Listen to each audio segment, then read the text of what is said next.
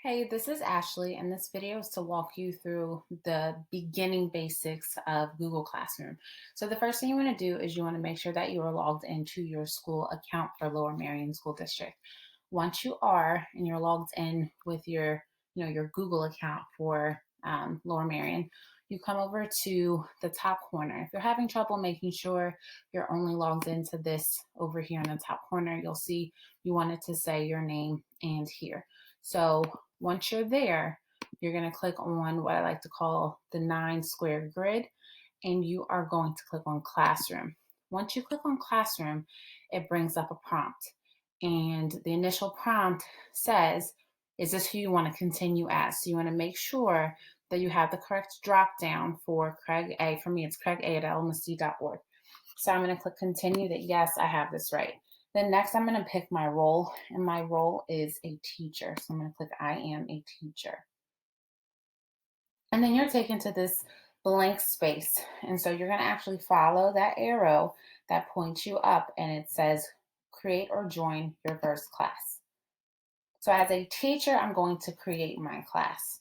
So that's really key. As the teacher, I'm going to click create class. And once I'm here, I'm going to give it a class name. So for me, I'm going to put 5C homeroom. If you decide you want to have separate sections for maybe math or other classes, you can possibly do that as well. But for right now, I'm sticking with my 5th grade homeroom. So 5C homeroom doesn't have a section, doesn't have a subject. I can give it a room if I really want to, my classroom in the building. And then I'm going to create.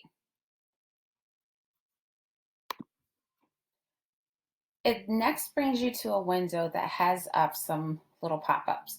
So the top pop-up, it says Meet video chat is now available in Classroom. That's something for right now. We've already established our Zoom classrooms or Blackboard Collaborate Ultra, meetings with students. So if you need to go back and change this, or we end up getting permissions to the district to do something different, then you would just access this in settings. But for right now, we're going to just click the X to X out of that. Then I look at what's new in Classroom. So it says to get ready for the school year. Well, I guess for us it's distance learning. It says you can see student grades, you can test drive rubrics, originality reports, and different grade sync options, and you can click to learn more of what that means. You can customize your stream in class settings and customize classwork on the stream. So really for all of this, it's like, okay, well, that doesn't mean anything to me right now, and that's okay. So just click at it and then we'll move forward. So I just am going to talk about the basics of the interface of what you see right here. And then in the subsequent videos, we'll walk through exactly what you can do in each section. So what you're looking at is what they call really what students, or the basis of what will be seen.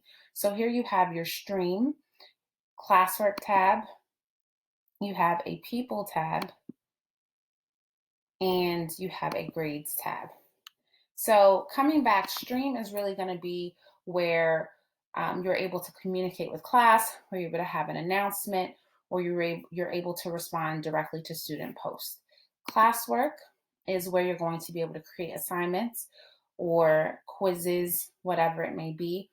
And people is where you're going to be able to add people to your class. This is really huge because we'll talk about how to add, other teachers, and then what the protocol will be in order to add students in later videos.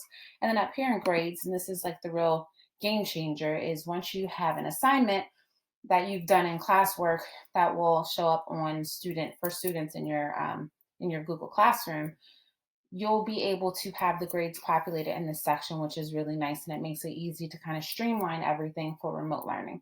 So that's it for this first video to get you into Google Classroom to get started.